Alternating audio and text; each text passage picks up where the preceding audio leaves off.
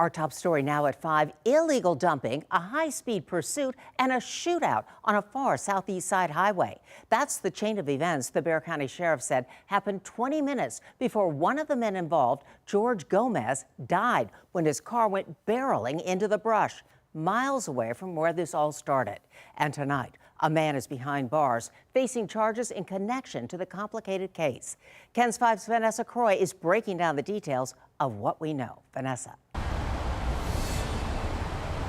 Well, Deborah, complicated is right. The sheriff told us today the calls started pouring in last Wednesday. First, reckless driving, then shots fired, and then a deadly crash. And what we know right now is it all started when that suspect, John Yates, was trying to illegally dump trash on a southeast side property. And that suspect was arrested today and had something to say to our cameras the moments he was hauled off to jail. Take a listen. As a tearful John Yates was hauled off to the Bexar County Jail, he only had this to say. I didn't do nothing to shoot this guy. I didn't do anything to kill this guy. I did nothing. But Sheriff Javier Salazar says what led up to the crash is the reason Yates is now behind bars. That crash happened in the aftermath of a dumping incident that turned into a high-speed pursuit between two civilian vehicles with shots exchanged, and then ended with that crash where we found the victim in this case, George Gomez, 36 years of age, deceased. According to an arrest warrant, Yates and another man were trying to illegally dump trash on a property off 181 near South Foster when Gomez, an employee of the business who owned the property, tried to stop them.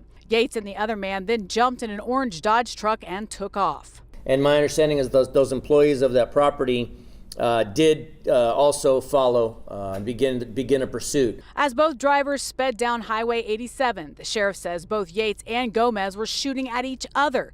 And then Gomez stopped chasing the men in the truck and minutes later lost control of his car and slammed into the trees nearby. We've since come to find out that it appears that Mr. Gomez suffered a broken neck, broken back, and possibly a heart attack. Yates was picked up by deputies this morning and arrested on a deadly conduct charge. The sheriff confirms Gomez wasn't hit with gunfire during the shootout. Had Mr. Gomez survived this crash, he may very well be facing charges as well. But again, taking the law into your own hands, chasing somebody down and firing shots at them, certainly not the recommended course of conduct in a case like this.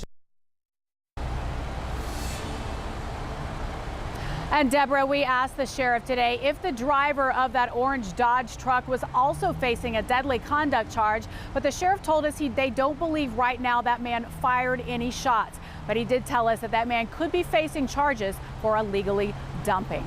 Reporting near downtown tonight, Vanessa Croy, KENS 5. All right, Vanessa, thank you.